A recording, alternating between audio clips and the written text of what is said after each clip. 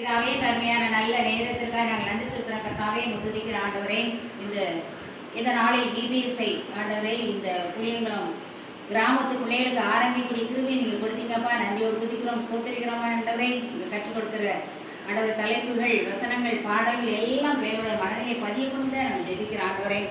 இதற்கென்று கொடுக்கிற உழைக்கிற எல்லாரையும் தேடி அதிகமாக நீர் ஆசிரியர்களே ஜெபிக்கிறேன்ப்பா.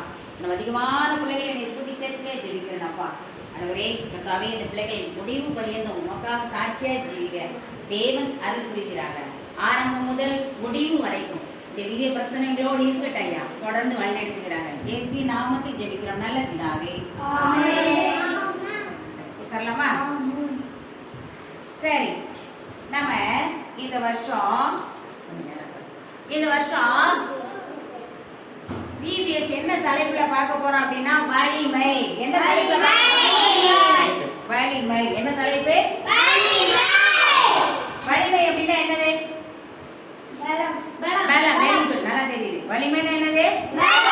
பலம். பலம் வந்து நல்லா சாப்பிடணும், அப்படிதானே? நல்லா சாப்பிடணும், அது நமக்கு சரீரத்துக்கு ஏற்றது இல்லையா?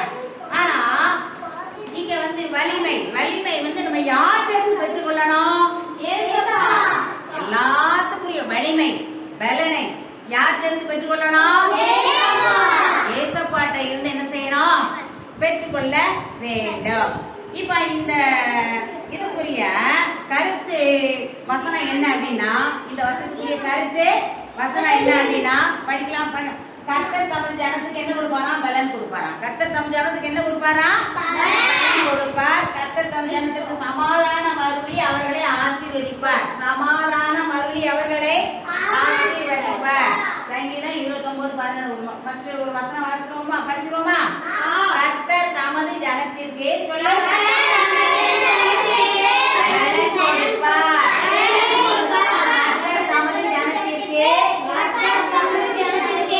சமாதானம் அருளே அவர்களை ஆசீர்வதிப்பார். சங்கீதம் 29:11 கர்த்தர் தமது ஜனத்திற்கு பலன் கொடுப்பார். கர்த்தர் தமது ஜனத்திற்கு சமாதானம் அருளே அவர்களை ஆசீர்வதிப்பார். சங்கீதம் 29:11. சரி, இப்போ முதல் நாள் தலைப்பு என்ன அப்படின்னா, எங்கே வலிமை. முதல் நாள் தலைப்பு எங்கே வலிமை. எங்கே வலிமை அப்படின்னா, கர்த்தரே வலிமை. நமக்கு யாரு வலிமைப்பா? வலிமை எங்க இருந்து வரணும் அப்படின்னா, கர்த்தர் வந்து என்ன செய்யணும்? வர வேண்டும். அப்ப இன்னைக்கு மனப்பாட வசனம் என்ன அப்படின்னா, என் பலனாகிய கர்த்தாவே உம்மில் அன்பு கூறுவேன். என் பலனாகிய கர்த்தாவே உம்மில் அன்பு கூறுவேன். சரி, இப்போ நம்மகிட்ட இருந்து நல்ல ஒரு வலிமை இருந்தாக்க உலகத்துல வாழலாம். இயேசுக்காக என்ன செய்யலாம்? வாழலாம் இல்லையா? இப்போ வேதத்துல வந்து ஒரு ஒரு எலியா அப்படின்னு ஒரு தீர்க்கதரிசி இருந்தார். எலியா அப்படின்னு ஒரு தீர்க்கதரிசி என்ன செஞ்சார்? கதை சொல்றேன் கவனி, பைபிள் சம்பவங்கள் சொல்றேன் கவனிடா. எலியா அப்படின்னு ஒரு தீர்க்கதரிசி இருந்தார். அவனை வந்து இந்த ஆகாப்பு ராஜா, அந்த தேசத்தை ஆண்டது ஆகாப்பு ராஜா, ஏசபேல் ராணி இருந்தாங்க. அவங்க வந்து அவரை விரட்டிக்கிட்டே இருந்தாங்க. அவரை ஊரை விட்டு என்ன செஞ்சாங்க? விரட்டினாங்க. அவரை ஊரை விட்டு என்ன செஞ்சாங்கப்பா? விரட்டிக்கிட்டே இருந்தாங்க. அப்போ அதனால அந்த தீர்க்கதரிசி என்ன செஞ்சாரு? ஒளிந்து போனார். அப்போ அந்த தீர்க்கதரிசி என்ன பண்ணாரு அப்படின்னா, வனாந்தரத்துக்கு ஓடிட்டாரு. எங்க ஓடினாருமா? வனாந்தரத்துக்கு என்ன செஞ்சாங்க? ஓடி போய் அங்க இருந்தாரு. ஒரு இடத்துல போய் ஒரு மரத்துக்கடியில போய் என்ன செஞ்சாரு? படுத்து கொண்டார். அவர் என்ன செஞ்சாரு? படுத்து கொண்டார். சூறை செடியின் கீழே போய் என்ன செஞ்சாரு? அவரே படுத்து கொண்டார். உடனே பசியோட படுத்தார். உடனே தேவதூதன் வந்து அவரை எழுப்பி சாப்பாடு கொடுத்தார். அவர் எழுப்பி என்ன கொடுத்தாரு? சாப்பாடு கொடுத்தாரு. சாப்பிட்டாரு. திரும்பவும் படுத்துட்டாரு. திரும்ப என்ன செஞ்சுட்டாரு? ஏன்னா அவர் ஊழியக்காரர். உடனே ஆண்டவர் சொன்னாரு, எப்பா திரும்பவும் என்ன செஞ்சாரு? அவனுக்கு அவன் வந்து தூங்குறான் அப்படின்னு நினைச்சு அவருக்கு வந்து திரும்ப என்ன செஞ்சாரு, அவருக்கு சாப்பாடு கொடுத்து கொடுத்த உடனே அவருக்கு நல்ல பலன் கிடைச்சிச்சு. நல்ல பலன் என்ன செஞ்சுச்சு, தூதர் கொடுத்த உணவு வந்து நல்ல பலன் கிடைச்சு. அதனால ஒரு 40 நாள் நடந்து போனார். எத்தனை நாள் நடந்து போனாரா? 40 நாள் நடந்து போனாரு.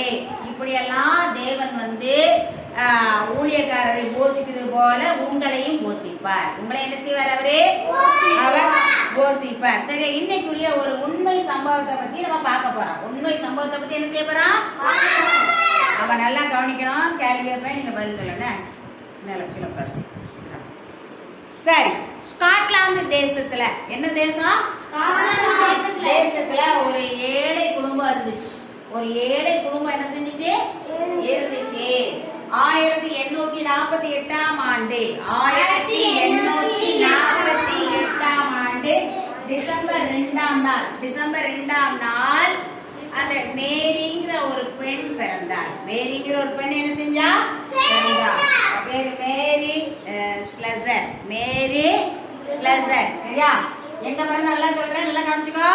ஸ்காட்லாந்து தேசத்துல, சரியா, 1848ஆம் ஆண்டு டிசம்பர் 2ஆம் தேதி இந்த மேரி ஸ்லெசர் அந்த ஒரு அக்கா பிறந்தாங்க. என்ன செஞ்சாங்க, அவங்க ரொம்ப ஏழை குடும்பத்தை சேர்ந்தவங்க, ரொம்ப வறுமை குடும்பத்தை சார்ந்தவங்க.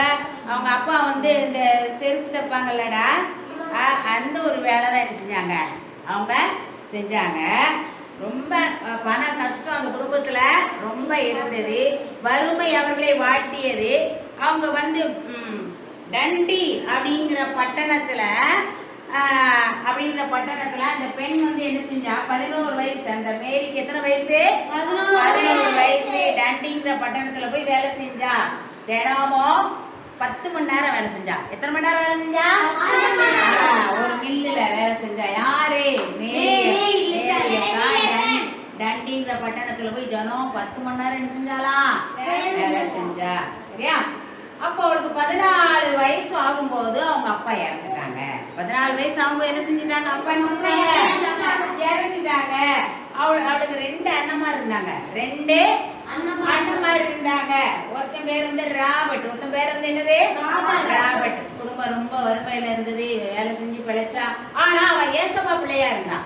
எப்படிப்பட்ட பிள்ளையா இருந்தா, இயேசுக்கு பிரியமான பிள்ளையா. நாங்க எதுக்கும் உங்களுக்கு போதிக்கிறோம் அப்படின்னா, நீங்க சின்ன பிள்ளையில இருந்தே நல்ல பிள்ளையா வளரணும், நல்ல ஒழுக்கத்துல வளரணும். பொய் சொல்லக்கூடாது, திருடக்கூடாது, ஒழுக்கமுள்ள பிள்ளையா வளரணுங்கிறதுக்காக தான் உங்களுக்கு நாங்க என்ன செய்யறோம், ஏசப்பாவை பத்தி என்ன செய்யறோம், சொல்றோம் இல்லையா. அதே மாதிரி இந்த மேரி அக்காவோ நல்ல ஒழுக்கமுள்ள ஒரு பெண்ணாக அவள் வாழ்ந்து வந்தாள். ரொம்ப தைரியமான ஒரு பெண்ணாக வாழ்ந்து வந்தாள். இந்த ராபர்ட்னு ஒரு அண்ணன் இருந்தான் பாத்தியா, அவன் ஒரு பொருந்தனை பண்ணினான். நான் வந்து மிஷினரியா போனோம். நான் வந்து என்னதான் போனோம், மிஷினரினா என்ன இருக்கான்னா, வெளியில போய் ஊழியம். வெரி குட், தெரியுது தம்பிக்கு, தெரிஞ்சிருக்கீங்க. சரி, ரைட். ஊழியம் செய்யறதுக்காக வெளியில போய் நானே வெளியில ரொம்ப தூரத்துல இருக்கு, தூரமான பிரதேசத்துல போய் நானே ஏசப்பாத்தி சொல்லுவேன் அப்படின்னு பொருந்தனை பண்ணான் ராபர்ட். அப்புறம் அந்த ராபர்ட் இறந்ததுனால இந்த மேரி அக்கா என்ன சொன்னா, சரி ஆண்டவரே, அந்த காரியத்தை நான் செய்ய போறேன். மேரி அக்கா என்ன சொன்னா, அந்த காரியத்தை, அவன் இறந்து போனான், அந்த காரியத்தை நான் செய்ய போறேன் அப்படின்னு அவங்க பொறுப்படுத்தி அந்த அக்கா எடுத்து நடத்தினா. அதே மாதிரி அந்த அம்மா ஆண்டவருடைய சித்தத்தின்படி அயல் நாட்டு மிஷனரி ஸ்தாபனத்தினால் தாங்கப்பட்டு 27வது வயதில், எத்தனாவது வயதுல, 27வது வயதில் எத்தியோப்பியான்னு ஒரு கப்பல், எத்தியோப்பியான்னு ஒரு கப்பல்ல ஆப்பிரிக்கா நாட்டுக்கு போனாங்க. எந்த நாட்டுக்கு போனாங்க, நல்லா கவனிச்சாதான் பிரைஸ். ஆப்பிரிக்கா, எந்த நாடு, என்ன கப்பல் தெரியுமா, எத்தியோப்பியா கப்பல்ல இருந்து ஆப்பிரிக்கா நாட்டுக்கு போனாங்க. சரியா, அப்படி போன உடனே அங்க ஆண்டவரை பத்தி அங்க சொல்ல ஆரம்பிச்சுட்டாங்க. அங்க போன உடனே டக்குன்னு படிக்க முடியுமா, அந்த ஆப்பிரிக்கா தேசத்து மொழியை படிக்கணும். என்ன செய்யணும், மொழியை படிக்கணும். அதெல்லாம் உட்காந்து ரொம்ப ஆர்வமா உட்காந்து நினைச்சாங்க. அவங்க படிக்க 27 வயதுல அந்த மொழியை படிச்சாங்க. அப்படியே படிச்சு அது மட்டும் இல்லாம அங்க ஒரு வீடு எடுத்து, ஒரு குடிசை வீடு தான் இருக்கும். என்ன வீடு இருக்கும், குடிசை வீடு. அதுல உட்காந்து மந்தரை தான் இருக்கும். அதில் உட்காந்து அந்த அங்குள்ள பஸ்ஸில் கூப்பிட்டு அவங்க மொழியெல்லாம் கற்றுக்கொண்டு, அது மட்டும் இல்லாமல் ஒரு சின்ன பாடசாலை மாதிரி கூட அவங்க ஆரம்பிச்சாங்க. கல்வி கற்றுக் கொடுத்தாங்க. என்ன கொடுத்தாங்க? திங்கள்ல இருந்து சனிக்கிழமை வரைக்கும் கல்வி கற்றுக் கொடுத்தாங்க. ஞாயிற்றுக்கிழமை ஆன உடனே சண்டே கிளாஸ்ல எடுக்கிறாங்கல்ல, இயேசுவா பத்தி சொல்லி கொடுத்தாங்க. ஞாயிற்றுக்கிழமை என்ன சொல்லி கொடுத்தாங்க? சண்டே கிளாஸ் மூலியம் செஞ்சாங்க. திங்கள் முதல் சனி வரைக்கும் கல்வி சொல்லி தந்தாங்க. ஞாயிற்றுக்கிழமை இயேசுவா பத்தி என்ன செஞ்சாங்க? அதுதான் சண்டே கிளாஸ் அப்படின்னு நம்ம என்ன செய்யறோம் சொல்றோம். அப்படி அவங்க அங்க நடத்தி கொண்டே வந்தாங்க. அந்த அந்த இடத்துல காலாபார் அப்படின்னு ஒரு மக்கள் இருந்தாங்க. அந்த மக்களுடைய இடம் என்னது? காலாபார். அவங்களுக்குள்ள என்ன இருக்கு அப்படின்னா, ரெட்டை குழந்தை பிறந்துச்சுன்னு வச்சுக்கோ. கவனி, நல்ல கவனி. என்ன குழந்தை? யாருக்காவது ஒரு தாய்க்கு ரெட்டை குழந்தை பிறந்துச்சு அப்படின்னா அது பிசாசின் சக்தியால பிறந்திருக்கு. எந்த சக்தியால பிறந்திருக்கு? நாட்டுல நிறைய பேர் குழந்தை இல்லாம தர்றாங்க. ஆனா அவங்களுக்குள்ள ஒரு மூட நம்பிக்கை இருந்துச்சு. என்ன நம்பிக்கை இருந்துச்சு? ஆமா, இவருக்கு பிசாசு பிடிச்சிருக்கு, அதான் ரெட்டை குழந்தை பிறந்திருக்கு. உடனே அந்த ரெட்டை குழந்தை என்ன செய்யணும் அப்படின்னு சொல்லிட்டு அதை ரெண்டு கொண்டுருவாங்க. அருவால கத்தியை வச்சு என்ன செஞ்சிருவாங்க? வெட்டி என்ன செஞ்சிருவாங்க? அந்த ரெண்டு குழந்தைய என்ன செஞ்சிருவாங்க? வெட்டி கொன்னு பறிச்சிருவாங்க. மட்டும் இல்லாம அந்த தாய் இருக்காங்கல்ல, அந்த அம்மாவை காட்டுக்குள்ள பத்தி விட்டுருவாங்க. எங்க பத்தி விடுவாங்க? காட்டுக்குள்ள. அவன் உள்ளேயே வைக்க கூடாது. ஏன்னா அது பிசாசு பிடிச்ச குடும்பம். என்ன குடும்பம்? பிசாசு பிடிச்ச உள்ளேயே வைக்க கூடாது அப்படின்னு. காட்டுக்குள்ள போனா என்ன ஆகும்? அவன் நிறைய மிருகங்கள் வரும்ல, நிறைய சிங்கம், புலி, கரடி எல்லாம் கடைசியில கடிச்சு என்ன செஞ்சிரும்? தின்றோம் அப்படின்னு சொல்லி அந்த ஒரு நம்பிக்கையில அவளை என்ன செஞ்சிருவாங்க? இப்படி ஒரு மூட நம்பிக்கை அவங்களுக்கு இருந்தது. அதே மாதிரி இன்னொரு நம்பிக்கை இருந்தது. இன்னொரு நம்பிக்கை இருந்தது. குடும்பத்துல அப்பா இறந்துட்டாங்கன்னு வச்சுக்கோங்க. அப்பா என்ன செஞ்சுட்டாங்க? இறந்துட்டாங்கன்னு வச்சுக்கோங்களேன். உடனே என்ன செய்வாங்க? அந்த அவனது மனைவி, அவர் மனைவி இருக்காங்கல்ல, அவங்களையும் வெட்டி புதைச்சிருவாங்க. அவங்க மனைவி என்ன செஞ்சிருவாங்களா? வெட்டி என்ன செஞ்சிருவாங்க? இது என்னது? ஒரு மூட நம்பிக்கை. இது என்னதுப்பா? மூட நம்பிக்கை. அப்படி ஒரு மூட நம்பிக்கை என்ன செய்ய? அப்படி ஒரு மூட நம்பிக்கை நமக்கு என்ன செய்யக்கூடாது? வரக்கூடாது.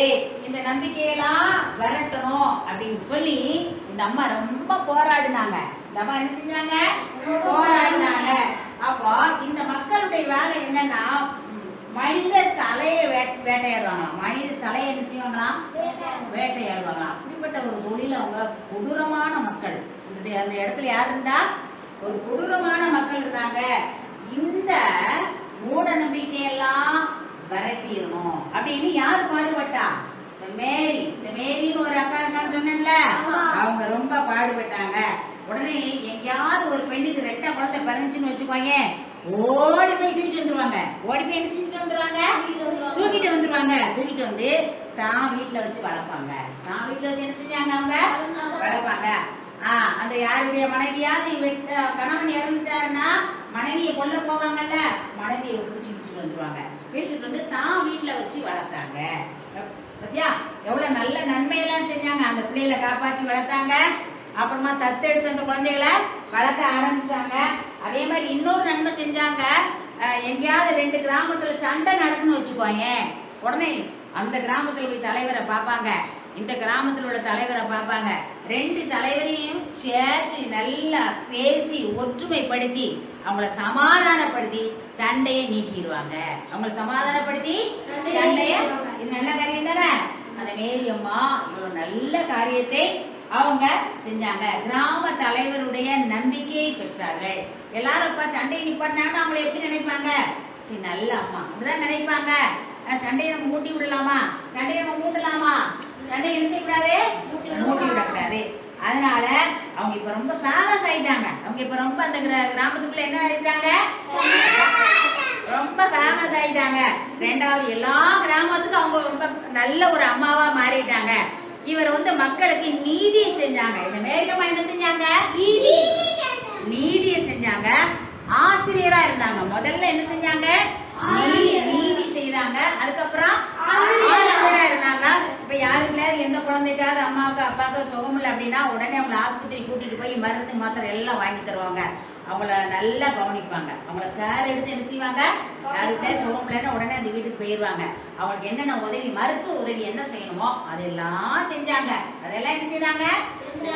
அப்புறம் யாருக்கிட்டாவது ஏதாவது ஒரு துக்கமா இருக்காங்க, வருத்தமா இருக்காங்க அப்படின்னா அவங்க வீட்டுல போய் அவங்கள ஆறுதல் படுத்துவாங்க. அவங்கள போய் என்ன செய்வாங்க, ஆறுதல் படுத்துவாங்க. நண்பராக, சிறந்த நண்பராக இருந்தாங்க. அப்ப அவங்க நீதிபதியா இருந்தாங்க. அந்த அம்மா எப்படி இருந்தாங்க, நீதிபதியா இருந்தாங்க. ரெண்டாவது நல்ல ஆசிரியரா இருந்தாங்க.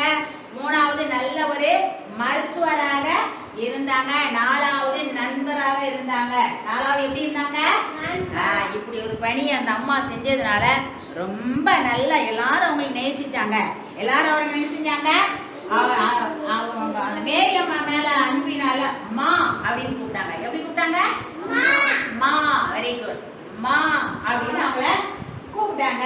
இதனால இங்கிலாந்து அரசு அவங்க பணியை பாராட்டி அவங்களுக்கு நீதிபதியாக அவங்களை நியமித்தாங்க. இங்கிலாந்து அரசு அவங்களை எதை நியமித்தாங்களா, நீதிபதியாக அவங்களை நியமிச்சாங்களாம். அன்னையில இருந்து அந்த அம்மாவுக்கு பேரு வெள்ளை ராணி. என்ன பேரு, வெள்ளை ராணி அப்படின்னு அழைக்கப்பட்டாங்க. அப்ப பிரிட்டிஷ் அரசாங்கத்தால முதல் நீதிபதியாக நியமிக்கப்பட்டாங்க. பிரிட்டிஷ் அரசாங்கத்தால முதல் நீதிபதியாக அறிவிக்கப்பட்டார்கள். இவங்க தன்னுடைய பதவியை பயன்படுத்துறாங்க. இப்ப நல்ல ஒரு அதிகாரத்துல இருக்காங்க. இப்போ ஒரு பெரிய நீதிபதி என்ன செய்றாங்க, இதை பயன்படுத்தி இந்த பிரிட்டிஷ் அலுவலர்களையும் ஆப்பிரிக்கா இனத்தவர் இருக்காங்கல்ல அவங்களையும் ஏசாப்பாக்குள்ள வழிநடத்தினாங்க. இந்த பிரிட்டிஷ்ல உள்ள அதிகாரிகளையும் ஆப்பிரிக்கா தேசத்தில் உள்ள அதிகாரிகளையும் இணைத்து ஏசப்பா பிள்ளையா நடத்தினாங்க. எப்படி நடத்தினாங்க, தன்னுடைய நமக்கு ஒரு அதிகாரம் இருக்கு அப்படின்னா அதை சரியா பயன்படுத்தணும். நமக்கு ஒரு அதிகாரம் இருக்குன்னு என்ன செய்யணும், நல்ல காரியத்துக்கு மட்டும்தான் பயன்படுத்தணும். அநியாயமான காரியத்துக்கு என்ன செய்யக்கூடாது, பயன்படுத்த கூடாது. சரியா. அடுத்தாப்புல அப்போ இந்த பிரிட்டிஷ் அரசர் மேரியின் சேவையை பாராட்டி வெள்ளி சிலுவை சூட்டி அவங்களை கௌரவித்தாங்க. வெள்ளி சிலுவை, என்ன சிலுவை, வெள்ளி சிலுவை சூட்டி அவங்கள கௌரவித்தாங்க. அதுக்கப்புறம் 40 வருஷம் ஊழியம் பண்ணாங்க. ஆப்பிரிக்கா தேசத்துல எத்தனை வருஷம் ஊழியம் பண்ணாங்க, 40 வருஷம் ஊழியம் பண்ணி 66வது வயது ஆன உடனே ஒரு மண் குடிசை, அங்க வாழ்ந்த என்ன இடம், குடிசை, கீழே மண்ணா இருக்கும், அதெல்லாம் படுத்தாங்க, எந்திரிச்சாங்க, குட்டி குழந்தைகளை வளர்த்தாங்க, கைம்பெண்களை வளர்த்தாங்க. 66வது வயதில் அவர்கள் இறந்து போனார்கள். 66வது வயதில் சொந்த நாட்டுல இருந்து வந்தாங்க. வேறொரு தேசத்துல ஒரு மண் குடிசையில வாழ்ந்து அந்த மண்ணிலே என்ன செஞ்சிட்டாங்க, அவர்கள் 66வது வயதில் இறந்து போனாங்க. சரியா. அப்போ அவங்க யாரை சார்ந்து வாழ்ந்தாங்க,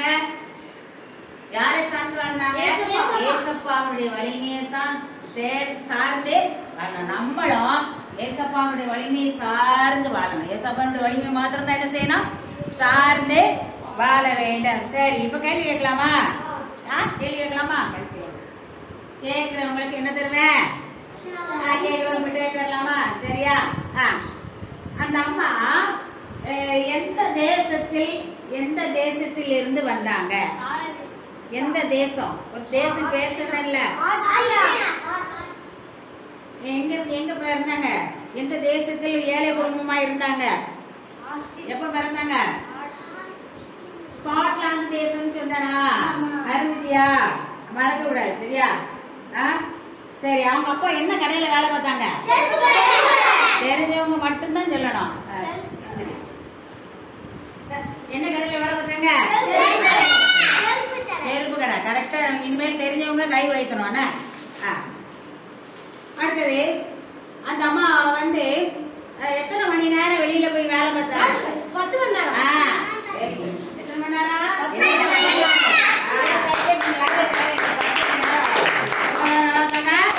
10 மணி நேரம். சரி, அவங்களுக்கு ஒரு அண்ணன் இருந்தாங்க. அந்த அண்ணன் பேரு, சரி நீ சொல்லு. அண்ணன் பேர் என்ன, அண்ணன் பேர் என்னது, அண்ணன் பேர் என்னது, ராபர்ட். வெரி குட், நல்ல. சரி, கவனிச்சா தான் மிட்டாய் கிடைக்கும். சரியா. அதனால கவனிங்க. அவங்க எந்த குழந்தைகளை கொல்லக்கூடிய ஒரு நம்பிக்கை இருந்துச்சு, ரெட்டை குழந்தை. என்ன குழந்தை? ரெட்டை குழந்தைகளை கொல்லக்கூடிய ஒரு நம்பிக்கை அவங்களுக்கு இருந்தது. சரியா? சரி. அந்த அம்மாவுக்கு என்ன பதவி கொடுத்தாங்க? ஒரு பெரிய பதவி கொடுத்தாங்களே, என்ன பதவி? என்ன அந்த அம்மா அதாவது எவ்வாறு அவர்கள் அழைக்கப்பட்டார்கள் சொல்லு. வெள்ளை ராணி. என்ன ராணி? வெள்ளை ராணி. என்ன ராணி? வெள்ளை ராணி. சரி, உட்காந்துக்க. சரி காவணி, இன்னைக்கு ஒரு வசனம் படிச்சோம்னா அதை ஒரு சொல்லிடலாமா? கருத்து வசனம் சொல்லிடலாமா? சொல்லு. நான் ஒரு சொல்றேன், நான் சொல்றேன், ஒரு சொல்றேன். கவிதை ஜனத்திற்கு பலன் கொடுப்பார்.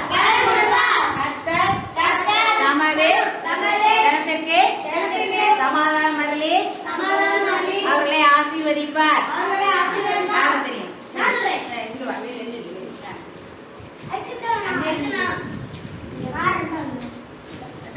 கர்த்தர் தமது ஜனத்திற்கு பலன் கொடுப்பார்.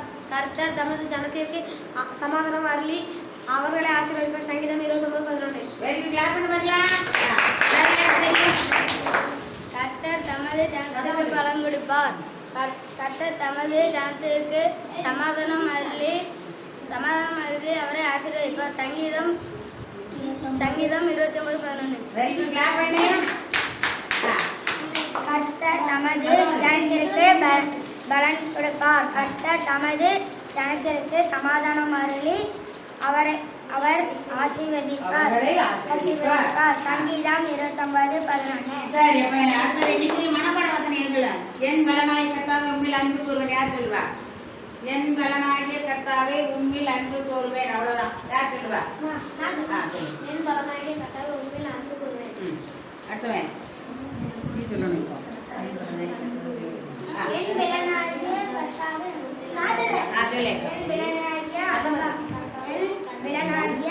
கர்த்தாவே கர்த்தாவே அன்பு கூறுவேன். உம்மில் அன்பு கூறுவேன். வேற யார் தெரியும்? என் பலனாகிய கர்த்தாவே உம்மில் அன்பு கூறுவேன்.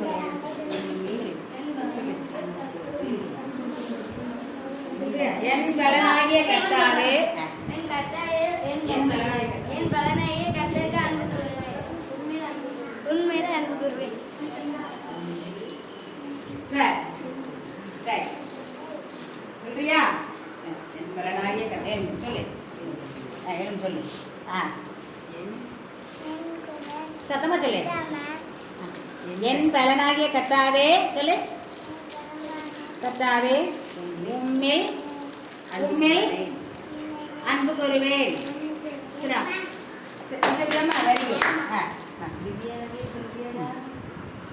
என் பலனாகிய கர்த்தாவே உம்மில் அன்பு கூறுவேன். சரி உட்காந்துக்க. சரி.